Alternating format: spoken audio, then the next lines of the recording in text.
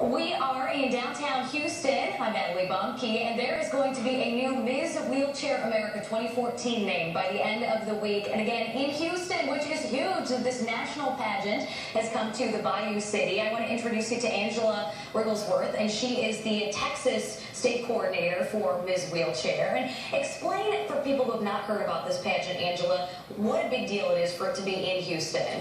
Well, I think Houston is just such a great place. We're a very philanthropic city, and I think we are really going to showcase the people of Houston and the accessibility and introduce these ladies to just a great city. And we're all about empowering women, and we're very blessed to have it here in Houston. The pageant kicks off today. This week we still have ladies arriving from all over the United States. Talk a little bit about the contestants this year. Oh my goodness, we just have such a wide variety of ladies that are from coast to coast, and I think that they're really here to show what they've done in their communities and to share that with the people of Houston. And this pageant is a little bit different maybe than what people might be used to.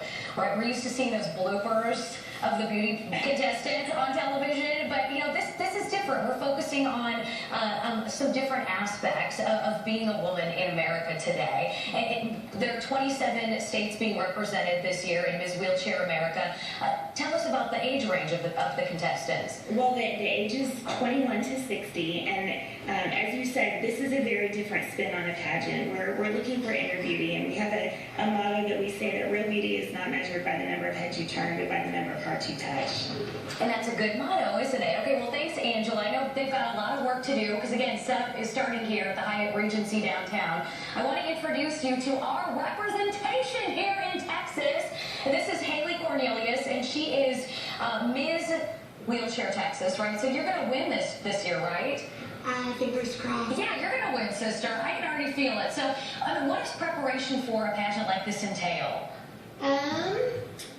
For Texas, it's a lot of speech writing and interviews. Kendall, our PR spokeswoman, has had a lot of interviews scheduled the last couple of weeks, and keeping in touch with Angela and just making sure everything is ready, from dresses to makeup to speeches to trifolds, and also trying to get a little camaraderie already going on Facebook with the other women, so we kind of know each other coming into this.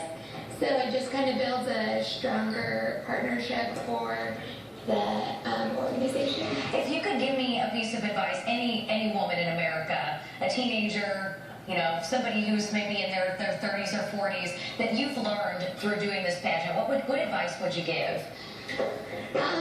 My favorite bit of advice for any girl, whether disabled or able-bodied, is always use your smile as a form of language and first impression. I always say it's a national language that everyone speaks, and so that's my first bit of advice. Well, you have a beautiful smile, Haley, and again, we are all rooting for you. I know there are other contestants, but we've got a special spot in our heart for, of course, Ms. Texas, Ms. Wheelchair Texas. Thank you.